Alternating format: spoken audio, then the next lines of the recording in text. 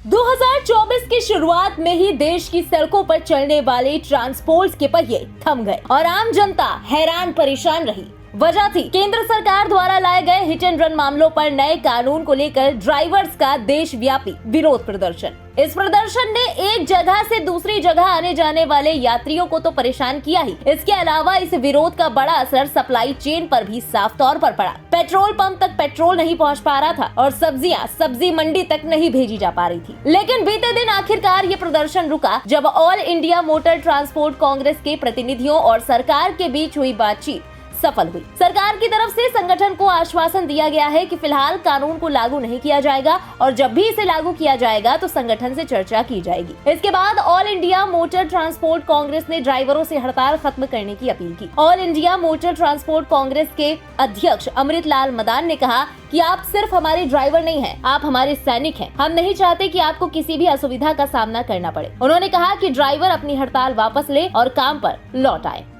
हमारे प्यारे ड्राइवर भाइयों, आप हमारे ड्राइवर नहीं, हमारे सोल्जर हैं। जैसे सोल्जर बॉर्डर पे काम करते हैं वैसे आप लोग काम करते हैं।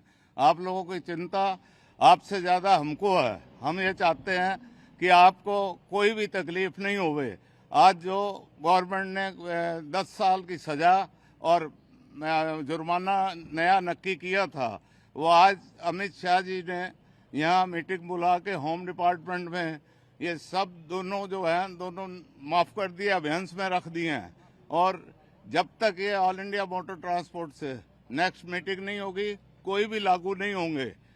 यहाँ आपको बता दें कि हिट एंड रन के मामले सड़क दुर्घटना से जुड़े होते हैं। हिट एंड रन का मतलब है कि तेज और लापरवाही से गाड़ी चलाने के चलते किसी व्यक्ति या संपत्ति को नुकसान पहुंचाना और फिर भाग जाना। ऐसे में सबूतों और प्रत्यक्ष दृश्यों के अभाव के कारण दोषियों को पकड़ना और सजा देना बहुत मुश्किल हो जाता है। वही जिस नियम को लेकर देश भर में बवाल मचा हुआ है वो हाल ही में संसद से पारित 3 नए कानून का हिस्सा है। दरअसल आईपीसी की जगह लेने वाली भारतीय न्याय संहिता BNS की धारा 104 में हिट एंड रन का जिक्र किया गया है। इसमें ड्राइवर की लापरवाही से किसी नागरिक की मौत होने पर 10 साल की सजा का प्रावधान किया गया है और धारा 104(1) और धारा 104(2) में हिट एंड रन को परिभाषित किया गया है। वही विरोध करने वालों का मानना है कि ये प्रावधान कुछ ज्यादा ही कड़े हैं और इन्हें नर्म करने की जरूरत है। वाहन चालकों का कहना है कि अगर वो मौके से भाग जाते हैं तो वो सख्त सजा पाएंगे। वहीं अगर वो दुर्घटना के बाद रुकते हैं तो उनकी जान को खतरा है, क्योंकि ऐसे में मौके पर मौजूद लोग या भीड़ हिंसक हो सकती है। ऐसे में वाहन चालक को खुद अपनी जान का भी खतरा है। फिलहाल हिट एंड रन के मामलों में सबसे बड़ा मुद्दा ये है कि अपराध स्थल पर अपराधी के खिलाफ किसी भी प्रत्यक्ष सबूत का अभाव होता है। इस वजह से पुलिस अधिकारियों के लिए जांच को आगे बढ़ाना और अपराधी को ढूंढना बेहद मुश्किल हो जाता है। इनमें से ज्यादा अपराधी भाग जाते हैं और शायद ही कभी पकड़े जाते हैं। दूसरी समस्या ये है कि जिन गवाहों पर जांच निर्भर करती है वो भी मदद करने से कतराते हैं, क्योंकि वो किसी भी तरह के कानूनी पेच में फंसना नहीं चाहते। इन सब वजहों के चलते इस नए नियम की जरूरत पड़ी।